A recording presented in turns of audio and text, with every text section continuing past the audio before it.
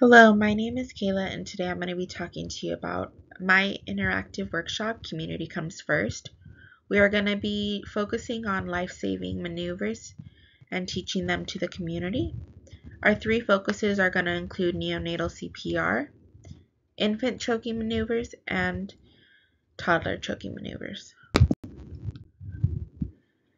To begin, we're going to focus on vital emergency skills. These are critical to life-saving technique. As an RT, we often play a vital role within the hospital as part of a medical team that will be involved in emergencies of the airway. However, outside of the hospital, we may be a part of home care or teaching and educational purposes. Within this workshop, we are going to focus on three vulnerable populations that includes neonates, infants, and pediatric populations. As a worldwide impact in 2008, the World Health Organization reported over 2,000 deaths from unintentional injuries, including choking as a leading factor. The problem and opportunity. As a problem, there's a significant gap within what the community knows and what our healthcare workers or in-hospital workers know. So in regards to neonatal resuscitation, it often prioritizes oxygenation as the main focus versus as an adult, we are focused on circulation. When it comes to choking, it's often a leading preventable cause of this pediatric population, but it leads often to morbidity and mortality due to the lack of knowledge of how to administer a choking maneuver. These instances are often caused by food or small household items such as batteries or other smaller items being ingested. However, their anatomy also plays a major role in differences. It is often smaller or narrower than that of an adult patient. When it comes to community engagement and empowerment, we are educating them, which can help lead to faster response times, which in the end improves outcomes. As a whole, we are planning to create a free community-based workshop. This workshop is going to allow hands-on training and provide demonstration through mannequins, both in CPR and pediatric choking maneuvers. The accessibility is that we are utilizing a local safe space. Our goal is to implement community libraries as it allows for familiarity and accessibility. Our current focus group is the infant and toddler courses that are offered at the libraries. Our content is going to be the latest and up-to-date techniques that provides practical experience and performed on these infant CPR mannequins. It is important to note that with neonatal CPR, there can often be updates to the curriculum every 5 years. And finally, sustainability. Our workshop can be easily repeated at multiple locations if expansion were to be permitted. So as part of our focus, we based our workshop around a SMART goal. SMART goals are meant for specific, measurable, attainable, realistic, and finally timely maneuvers. So for specific, we are empowering the community through free resources. Often these classes that are vital for healthcare workers can often come with a hefty price tag. So by allowing community members to receive them free, we are getting more education across more populations and more neighborhoods. Measurable. As part of our curriculum, we are requiring a minimum sufficiency score of 80% or better to be considered a past participant of the workshop, as well as our post survey is going to evaluate the qualities of the workshop, whether there's space for improvement, and whether or not there should be a need for expansion. We are utilizing borrowed and passed down resources that makes it attainable within the community. We are partnering with local community colleges and local community hospitals to attain mannequins. and realistic. We're closing the gap between the communities and the healthcare workforce, and we are utilizing community resources.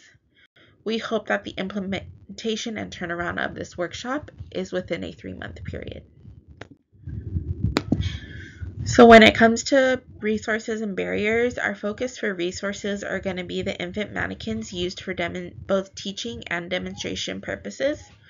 We are also going to implement 2 participants to each mannequin doll. Prepared materials are going to include flyers for the workshop, a sign-up sheet, surveys that include both pre and post to help utilize data analysis, and as well as our in-workshop checkoffs. The barriers that come with planning this workshop is space and equipment.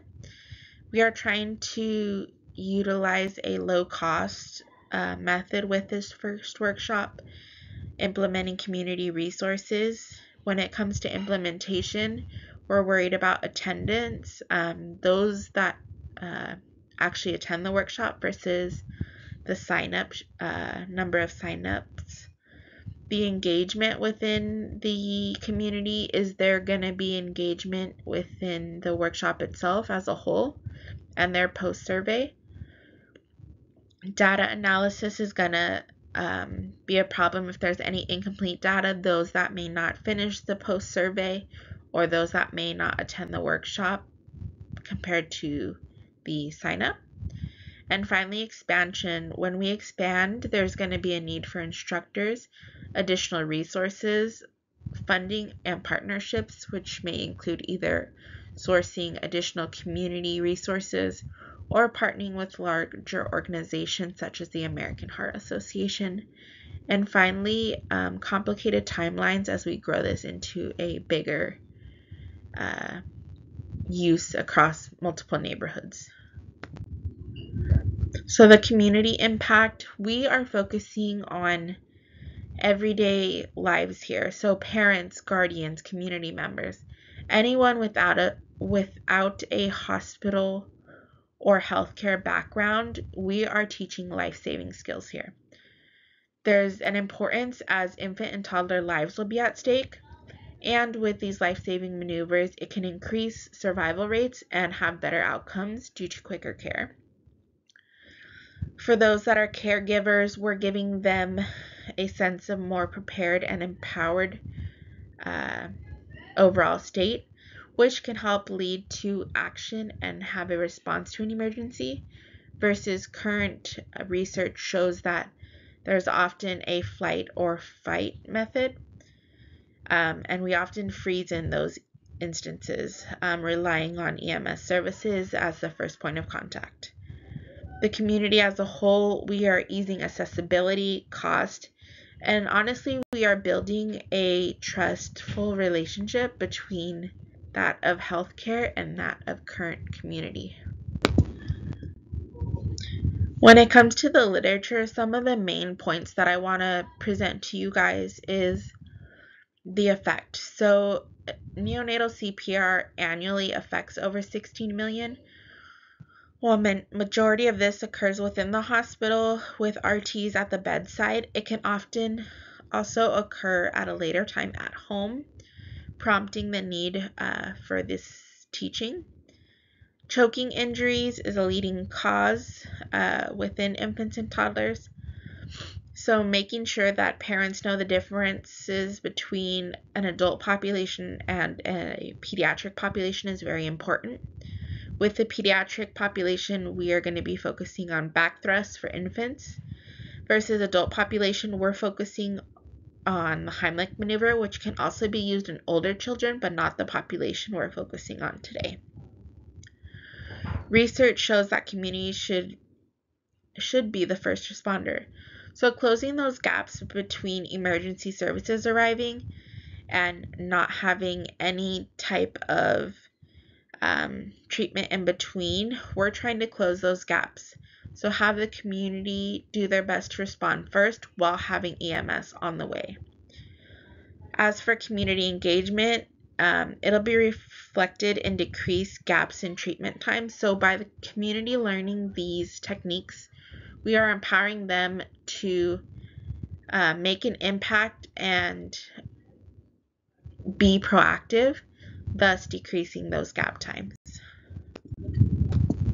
So while we are waiting on the implementation of this workshop, there was some background to planning, and current project results include mothers and caregivers within the community are welcoming the idea. They do see it as easy accessibility and priority to learning these skills to be more proactive within the homes. The only problem that they currently see is that this workshop is only being offered one day and it's a weekend currently. As for library management, we'd hope they'd be more on our side, but they came more with concerns than they did with acceptance. They are worried that due to us targeting their infant and toddler classes, it may deter participants from within the library, which is totally understandable. Liability is another concern of theirs, as we are doing this workshop through a student as well as a teacher, but not a certified instructor. So there's also no physical certification that is going to come from this workshop, which can be problems for participants to show that they have correct knowledge and implementation. The evaluation of data, so participant feedback, this is going to be focused on pre and post surveys. Pre-surveys questions are going to include 10 to 15 questions that include the interest within the workshop, the participants' background, if they have any healthcare background, their demographics, which age group they come from, as well as what neighborhood within the community. Our post surveys are going to focus on the successfulness of the workshop. Do participants feel that the techniques and knowledge was implemented successfully? The teaching methods, was the teacher themselves engaged within the workshop, as well as different teaching methods such as visual and audio? And can there be any improvements to the workshop? Finally, our in-workshop checkoffs are going to include the neonatal CPR, infant choking, which is based under 1 year of age, and toddler choking, which is focused on above 1 year old.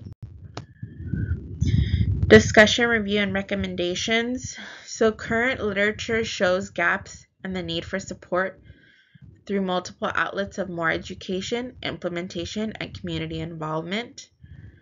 Review and recommendations is that we may look into certified instructors to be hired for the initial workshop, and a secondary location of interest that is still community-based would be community centers if the library does not allow us to hold it within their facility. Finally, to conclude this, our workshop, Community Comes First, focuses on the benefits of teaching these life-saving measures. So we are closing the gaps in response times, leading to more successful stories. We are also decreasing bystander effect, being the first one at the scene to implement a change and help can increase survival rates. And finally, individual empowerment, which can benefit multiple participants just in themselves and in the community as a whole. Our resources throughout the presentation are listed, and we can also provide more references if asked. We thank you for your time today and hope you have a great day. Thank you.